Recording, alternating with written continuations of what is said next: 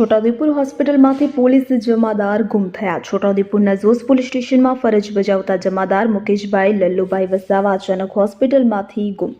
વિગતે વાત કરીએ તો છોટાઉદેપુર તાલુકાના ઝોસ પોલીસ સ્ટેશનમાં ફરજ બજાવતા અને ઝોસ ટાઉન જમાદાર સંખેડા તાલુકાના રહેવાસી વડિયા ગામના મુકેશભાઈ લલ્લુભાઈ વસાવા ઝોસ પોલીસ મથકે તેઓની ફરજ બજાવી રહ્યા હતા। તે સમયે તેઓના ટાઇફોઇડનો તાવ આવ્યો હોય અને જેથી સારવાર અર્થે છોટાઉદેપુર ફતેપુરા વિસ્તારમાં આવેલી ખાનગી હોસ્પિટલમાં દાખલ કરવામાં આવ્યા હતા। તેમની સારવાર ચાલી રહી હોય તે દરમિયાન તારીખ 11/8/2025ની રાત્રે 8 કલાકે શૌચાલય જવાનું કહીને નીકળ્યા હતા। ત્યારબાદ પરત ન આવતા શોધખોળ ચાલુ કરી દેવામાં આવી હતી।